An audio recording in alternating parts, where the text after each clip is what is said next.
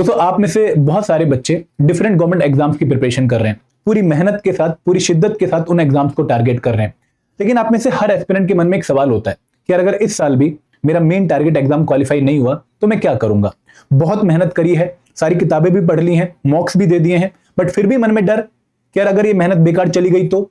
और दोस्तों आपका ये डर मैं अच्छे से समझ सकता हूं क्योंकि मैंने खुद गवर्नमेंट एग्जाम्स की प्रिपरेशन करी है। तो यहां पर सोचो, अगर एक ऐसा एग्जाम जो आपके आज के करंट एग्जाम की मेहनत से टारगेट हो सके, आपका करंट सिलेबस वहां पर अप्लाई हो सके, आपकी करंट प्रिपरेशन वहां पर अप्लाई हो सके, और उसके बाद आपको एक अच्छी रिस्पेक्ट, अच्छी सैलरी और अच्छा वर्क लाइफ बैलेंस मिले, तो यही एग्जाम है यूपीएससी, ईपीएफओ, एपीएफसी एग्जाम। ये सिर्फ एक बैकअप प्लान नहीं है, ये एक स्मार्ट मूव है जहां पर आप अपने करंट एग्जाम के साथ साथ एक और एग्जाम टारगेट कर सकते हैं जो आपको एक गवर्नमेंट सिस्टम में एंट्री दिलवा सकता है, आपको एक रिस्पेक्टेबल एग्जिट दिलवा सकता है। तो यहां पर इस वीडियो में मैं आप लोगों को बताने वाला हूं कि भाई क्यों यूपीएससी, ईपीएफओ, एपीएफसी एग्जामिनेशन आप लोगों के लिए एक बहुत गोल्डन अपॉर्चुनिटी है जिनको आप लोगों को मिस नहीं करना चाहिए। अगर आप लोग ऑलरेडी इन एग्जाम्स की प्रिपरेशन स्टार्ट कर चुके हैं तो आप ये वीडियो स्किप कर सकते हैं, ये वीडियो आपके लिए नहीं है। लेकिन जो बच्चे इन एग्जाम्स के बारे में सुन के भी इनको नजरअंदाज कर चुके हैं, इनका फॉर्म फिल करने में डाउट फील कर रहे हैं कि मुझे करना चाहिए नहीं करना चाहिए, तो दोस्तों उनके लिए वीडियो पक्का है कि भाई क्यों आपको इन एग्जाम्स के लिए पक्का प्रिपेयर करना चाहिए और आप अपने करंट एग्जाम के साथ कैसे इनको मैनेज कर सकते हैं, ये मैं आपको समझाऊंगा। तो आप ये वीडियो एंड तक पक्का देखिएगा क्योंकि ये आपके लिए एक बहुत इंपॉर्टेंट अपॉर्चुनिटी का रास्ता हो सकती है। शुरुआत करते हैं इस वीडियो को। दोस्तों देखो, सबसे पहले हम बात करते हैं कि भाई हम क्यों एपीएफसी और ईओ एग्जाम के गोल्डन अपॉर्चुनिटी मानते हैं। Why this exam is for you. देखो इसके बहुत सारे रीजन हैं। सबसे पहला रीजन तो यह है कि भाई इस एग्जाम में आपके करंट एग्जाम से ऑलरेडी सिलेबस ओवरलैपिंग है। आप अगर यूपीएससी सीएससी एग्जाम की प्रिपरेशन कर रहे हैं, आप अगर सीडीएस एग्जाम की प्रिपरेशन कर रहे हैं, अगर आप सीएपीएफ एग्जाम की प्रिपरेशन कर रहे हैं, अगर आप सीजीएल एग्जाम की प्रिपरेशन कर रहे हैं, अगर आप बैंकिंग एग्जाम की प्रिपरेशन कर रहे हैं, अगर आप आरबीआई ग्रेड बी एग्जाम की प्रिपरेशन कर रहे हैं, आप किसी भी एग्जाम की प्रिपरेशन क्यों ना कर रहे हो, इन एग्जाम्स के सिलेबस में आपको अपने करंट एग्जाम का सिलेबस ऑटोमेटिकली देखने को मिलेगा। तो इसलिए आपको इन एग्जाम्स की तरफ पक्का आना चाहिए। और दोस्तों सबसे खास बात, बेस्ट बात इस एग्जामिनेशन की क्या है कि भाई यहां पर सिर्फ 2 स्टेज एग्जाम प्रोसेस है। 2 स्टेज एग्जाम प्रोसेस। आप जितने भी मेजर एग्जाम सिस्टम इंडिया में देखते हैं, जैसे हम आरबीआई ग्रेड बी की बात करें, यूपीएससी सिविल सर्विस एग्जाम की बात करें, हम बात करें सीजीएल एग्जामिनेशन की, हम बात करें बैंकिंग एग्जामिनेशन की, वहां पर आपको 3 स्टेज एग्जाम प्रोसेस देखने को मिलेगा। लेकिन यहां पर 2 स्टेज एग्जाम प्रोसेस है। तो ये एग्जाम एक शॉर्ट प्रोसेस फॉलो करके आपको डायरेक्टली कमिश्नर या फिर इन्फोर्समेंट ऑफिसर, अकाउंट ऑफिसर बना सकता है। इसलिए आपको इस एग्जाम की तरफ पक्का आना चाहिए। दोस्तों और भी क्या रीजन होते हैं, सोशल स्टेटस, रिस्पेक्ट, प्रेस्टीज इस एग्जाम को क्वालिफाई करके आपको मिलेगा। मैं आपको आगे पूरे डिटेल्स भी बताऊंगा। दोस्तों एक अच्छी डिसीजन मेकिंग पावर आप लोगों को मिलती है जिसको आप पॉजिटिवली यूटिलाइज कर सकते हैं लोगों का भला करने के लिए। जो आदमी लाइन में लास्ट में खड़ा है उसकी हेल्प करने के लिए भी आप पावर एक्सरसाइज कर सकते हैं। आपको ग्रोथ अपॉर्चुनिटीज देखने को मिलेंगी, आप लोगों को जॉब सेटिस्फेक्शन देखने को मिलेगी। और एक और खास बात कि भाई यहां पर आप लोगों को अच्छी सैलरी, पर्क्स, अलाउंसेस और आप लोगों को पोस्टिंग एंड ट्रांसफर भी फेवरेबल देखने को मिलेंगी। And last but not the least, professionalism in conducting the examination. UPSC exam conducting body है और दोस्तों एक ऐसी बॉडी जिसकी इंटीग्रिटी पे कभी भी सवाल खड़ा नहीं होता है। बहुत रैशनल मैनर में, बहुत ऑनेस्ट मैनर में, बहुत प्रोफेशनल मैनर में पिछले लगभग 70 सालों से लगातार यूपीएससी एग्जाम कंडक्ट करवा रहा है। तो इसलिए आपको इस एग्जाम की प्रिपरेशन पक्का करनी चाहिए। मैं इन पॉइंट्स को अब आपको 1 बाय 1 एक्सप्लोर करके बताता हूं। देखिए अगर हम बात करें कि भाई सिलेबस ओवरलैपिंग, आप में से बहुत सारे बच्चे UPSC, CSC, state PCS, CAPF, CDS exam की प्रिपरेशन कर रहे होंगे। आप लोगों ने already Indian polity, Indian culture, history, general science, Indian economic, quant, reasoning, English, current affair अपने करंट एग्जाम के लिए प्रिपेयर किया होगा ना पक्का। आप स्टेट पीसीएस, कोई भी स्टेट पीसीएस दे रहे हो, आप यूपी पीसीएस दे रहे हो, आप बीपीएससी दे रहे हो, आप पंजाब पीसीएस दे रहे हो, आप राजस्थान पीसीएस दे रहे हो, आप एमपी पीसीएस दे रहे हो, आप महाराष्ट्र पीसीएस दे रहे हो। हर एग्जाम में आपको यही कंपोनेंट देखने को मिलेंगे। दोस्तों सेम सिलेबस आपका एपीएफसी एग्जाम में सच यूटिलाइज होता है। कुछ डिफरेंट प्रिपरेशन करनी नहीं है। अगर आप यहां पर लक्ष्मीकांत पढ़ रहे हो, अगर आप यहां पर स्पेक्ट्रम पढ़ रहे हो, अगर आप यहां पर नितिन सिंघानिया पढ़ रहे हो, अगर आप यहां पे आर एस अग्रवाल पढ़ रहे हो, अगर आप यहां पे मुन्ना सर के लेक्चर देख रहे हो, सेम प्रिपरेशन आपको यहां पर भी काम आएगी एपीएफसी एग्जामिनेशन में। तो कोई डिफरेंट प्रिपरेशन नहीं करनी है, कुछ एडिशनल प्रिपरेशन नहीं करनी इन कंपोनेंट्स में। आप लोगों को सेम प्रिपरेशन आप यहां पर यूटिलाइज कर सकते हो। और अप्रोक्सीमेटली 70% सिलेबस ओवरलैप होता है with APFC in EO examination. इसलिए आप लोगों को इस एग्जाम की तरफ आना चाहिए। और अगर जो सिलेबस बचा 30% का, उसके लिए आप एडिशनल 3 आवर्स पर डे भी दे दोगे अगले 90 दिनों में, तो आप इस एग्जाम के लिए 100% रेडी होके जाओगे। आपको सिर्फ एडिशनल 3 आवर देने। आप अपने अगर 10 घंटे की पढ़ाई कर रहे हैं यूपीएससी एग्जाम के लिए, 7 घंटे यूपीएससी पे ही दो, लेकिन 3 घंटे एक गोल्डन अपॉर्चुनिटी के लिए जो कि क्लास ए जॉब है उसके लिए निकालना कोई बड़ी बात नहीं है, आप लोग निकाल सकते हैं। उसके अगर मैं सीजीएल एग्जामिनेशन वाले बच्चों की बात करूं, भाई जनरल साइंस आप प्रिपेयर करते हैं अच्छे से सीजीएल में, इंडियन इकोनॉमी आप प्रिपेयर करते हैं, क्यूआरई आप प्रिपेयर करते हैं, करंट अफेयर आप प्रिपेयर करते हैं, तो अप्रोक्सीमेटली 50% सिलेबस आपका यहां पर ओवरलैप हो रहा है। और अगर आप लगभग 5 से 6 घंटे हर दिन दे दें अगले 3 महीने के लिए along with your SSC preparation, तो आप इस एग्जाम में काफी अच्छे रिजल्ट लेकर आ सकते हैं। लास्ट टाइम के रैंक 1 होल्डर सचिव Nehra sir, he was from CGL background, तो अगर वो रैंक 1 लेकर आ सकते हैं तो आप भी लेकर आ सकते हैं। RBI grade B QRE current affair Indian economy, ये अगेन आपके सिलेबस से ओवरलैप करते हैं। 45% सिलेबस आपका ऑलमोस्ट ओवरलैपिंग है। हाँ, अगर आप आरबीआई ग्रेड बी में क्यूआरई प्रिपेयर कर रहे हो तो आप इतनी हाई लेवल की क्यूआरई प्रिपेयर कर रहे हो कि इन एग्जाम से क्वेश्चन आपको कंपैरेटिवली इजी लगेंगे। और अगेन आप 5+ आवर्स अगर पर डे दे सकते हो इस एग्जाम की प्रिपरेशन में तो आप काफी अच्छा रिजल्ट लेकर आ सकते हो। बैंकिंग वाले बच्चे अगेन 40% सिलेबस ओवरलैपिंग है और 6+ आवर्स आप अगर यहाँ पे डिवोट करो तो आप अच्छा रिजल्ट लेकर आ सकते हो। तो आप सभी एग्जाम जो मेजर टारगेट कर रहे हो उनके साथ इन एग्जाम्स की प्रिपरेशन मैनेज कर सकते हो। ये एग्जाम्स निकाले जा सकते हैं प्रिपरेशन के साथ। और दोस्तों बहुत सारे बच्चे ऐसे भी हैं जिन्होंने पिछली बार नॉन यूपीएससी बैकग्राउंड होते हुए, नॉन कॉमर्स बैकग्राउंड होते हुए इस एग्जाम में अच्छा रिजल्ट लाया है। अगर वो ला सकते हैं तो आप भी कर सकते हो। तो इस एग्जाम की तरफ आपको इंक्लाइंड पक्का होना चाहिए। आगे बढ़ते हैं और पॉइंट्स की डिस्कशन करते हैं। दोस्तों अगर मैं रिक्रूटमेंट टेस्ट की बात करूं तो यहां पर आप लोगों को जो पूरा प्रोसेस है वो 2 ही स्टेज में कंप्लीट होता हुआ दिखेगा, एक रिक्रूटमेंट टेस्ट और टू द इंटरव्यू। यहां पर कोई बीच में इंटरमीडिएट स्टेज नहीं है, जैसे यूपीएससी सिविल सर्विस एग्जाम में बीच में मेंस की स्टेज होती है, लेकिन यहां पर कोई मेंस नहीं है, यहां पर कोई रिटन टेस्ट नहीं है, डिस्क्रिप्टिव टेस्ट नहीं है जैसे आरबीआई ग्रेड में फेज 2 होता है। यहां पर एक ऑब्जेक्टिव पेपर है और एक ऑब्जेक्टिव पेपर के बाद सीधा इंटरव्यू। तो यहां पर दोस्तों कोई भी आपको मेजर एग्जाम ऐसा देखने को नहीं मिलेगा जहां पर 2 स्टेज में आप लोग सीधा कमिश्नर क्लास के पोस्ट पे जा रहे हो। जनरली आपको 3 स्टेज ही देखने को मिलती हैं।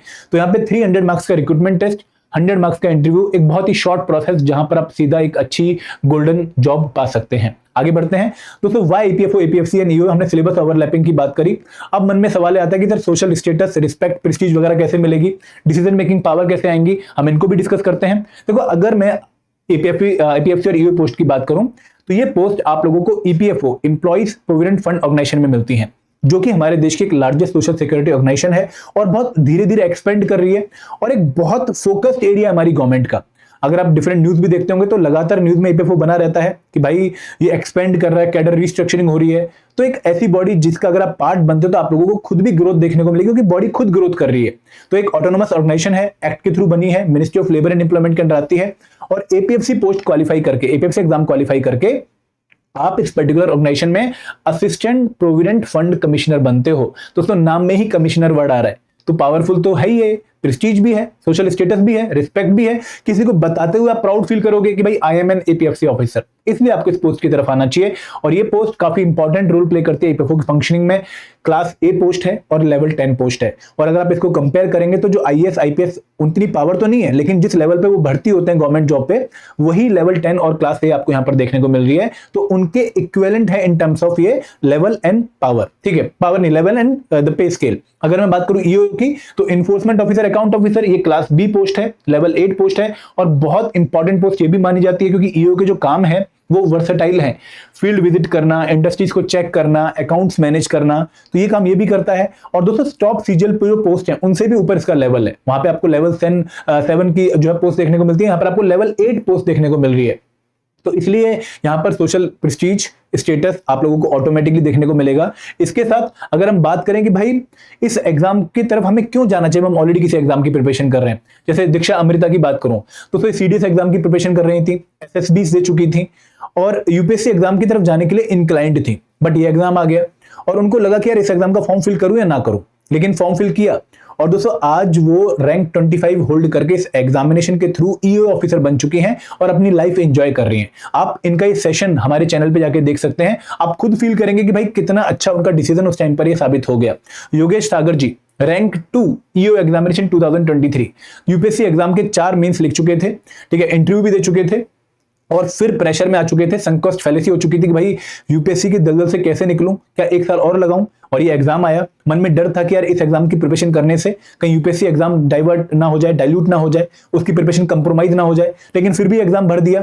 यूपीएससी प्रीलिम्स एग्जाम हुआ 26 मई को, 2 जुलाई को एपीएफसी एग्जाम और ईओ एग्जाम था और लगभग 20 दिन की प्रिपरेशन करी और रैंक 2 लेकर आए। क्योंकि दोस्तों उन्होंने अपनी करंट प्रिपरेशन को जो यूपीएससी एग्जाम की थी यहां पर यूटिलाइज किया, प्लस थोड़ी एडिशनल प्रिपरेशन करी और रैंक 2 आ गया। और अब सेटिस्फाइड हैं कि सर अच्छा हुआ मैंने उस टाइम पर फॉर्म फिल कर दिया।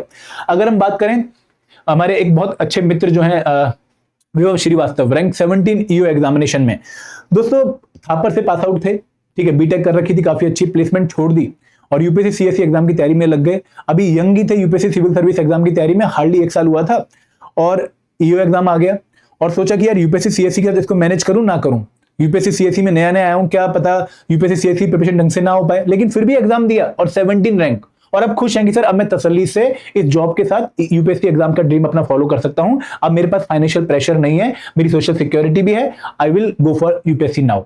तो फिर अपना ड्रीम छोड़ा नहीं इन्होंने, लेकिन स्टेबल होने के बाद, एक रिस्पेक्टेबल पोस्ट पे आने के बाद, अगर मैं बात करूं सौरभ पांडे जी की, निशांत ओझा सर की, अगेन दोस्तों बहुत सारे लोग जो यूपीएससी की प्रिपरेशन कर रहे थे डर में थे कि यार इस एग्जाम की तरफ जाए या ना जाए, लेकिन फिर भी गए और एग्जाम क्वालिफाई किया। इवन आप आरबीआई ग्रेड बी वाले बच्चे देखोगे, आप नबार्ड ग्रेड ए वाले बच्चे देखोगे, सुशांत उगाले नबार्ड ग्रेड ए की तैयारी कर रहे थे, नबार्ड ग्रेड एग्जाम क्वालिफाई भी कर लिया था, लेकिन बाद में ईओ बन गए और यहां पर आ गए। बहुत सारे बच्चे आपको ऐसे देखने को मिलेंगे जो कि डिफरेंट बैकग्राउंड के थे, बहुत डाउट में थे फॉर्म फिल करते टाइम कि यार जाना चाहिए इस एग्जाम की तरफ, नहीं जाना चाहिए, क्या ये हमारे करंट एग्जाम को डाइल्यूट कर देगा, ये डर था उनके मन में, लेकिन भर दिया फॉर्म, प्रिपरेशन भी करी और एग्जाम क्वालिफाई कर गए। तो ये डर आपको जो है ओवरकम करना पड़ेगा और इस गोल्डन अपॉर्चुनिटी की तरफ आपको आना पड़ेगा। ये प्लेलिस्ट है हमारी, आप इस पे जाके इन डिफरेंट बच्चों के सेशंस देख सकते हैं और मोटिवेट कर सकते हैं खुद को। मैं ये नहीं बोलूंगा कि भाई आप मेरे कोर्स के लिए प्रिपरेशन करें या फिर आप इस एग्जाम में इसलिए क्योंकि मेरा कोर्स बिक जाएगा, नहीं, मेरा पर्पस वो है ही नहीं। मेरा पर्पस है कि भाई आप अगर सेल्फ स्टडी के थ्रू भी प्रिपेयर करना चाहें तो करें, बट इस अपॉर्चुनिटी को मिस ना करें। ये गोल्डन अपॉर्चुनिटी है आप सभी बच्चों के लिए। इसके अलावा अगर मैं कैरियर प्रोग्रेशन की बात करूं तो आप अगर ईओ पोस्ट पे जाते हैं तो आपकी नेक्स्ट प्रमोशन एपीएफसी होती है।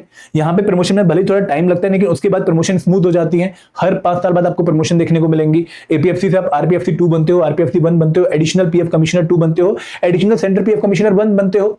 तो आप कहीं ना कहीं लेवल 14 लेवल 15 तक पहुंच सकते हो और बहुत ही अच्छी ऑर्गेनाइजेशन में एक अच्छी ग्रोथ अपॉर्चुनिटी आप लोगों को देखने को मिलती है। इसलिए आपको इस एग्जाम की तरफ आना चाहिए।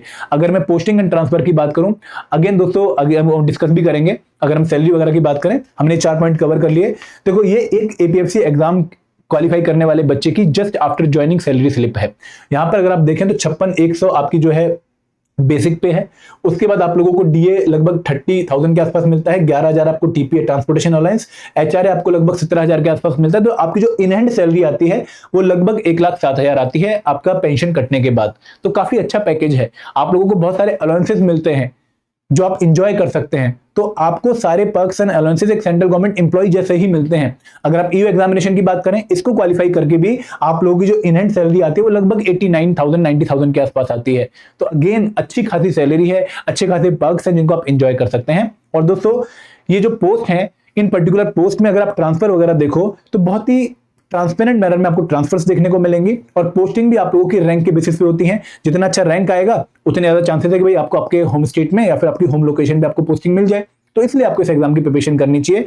एंड दोस्तों इस एग्जाम की प्रिपरेशन अगर आप करना चाहते हैं तो सबसे पहले फॉर्म फिल करें।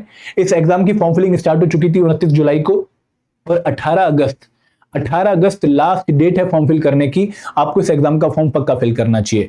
एंड दोस्तों मैं आपको ये भी बताना चाहूंगा कि इस एग्जाम की अगर आप प्रिपरेशन अच्छे से करते हैं तो और भी बहुत सारे एग्जाम है जो आप सिमिलर प्रिपरेशन से टारगेट कर सकते हैं। जैसे असिस्टेंट लेबर कमिश्नर एग्जाम, लगभग 100% सिलेबस ओवरलैप है एपीएफओ के साथ। आईआरएन लेबर लॉ वहां पर भी आता है, यहां पर भी आता है। सोशल सिक्योरिटी एक्ट वहां पर भी आते हैं, यहां पर भी आते हैं। Current affair same, quant same. तो आपको लगभग 100% सिलेबस ओवरलैप देखने को मिलेगा। Same with labour enforcement officer examination, same with ESICDT examination, आपको लगभग 85% सिलेबस ओवरलैप देखने को मिलेगा।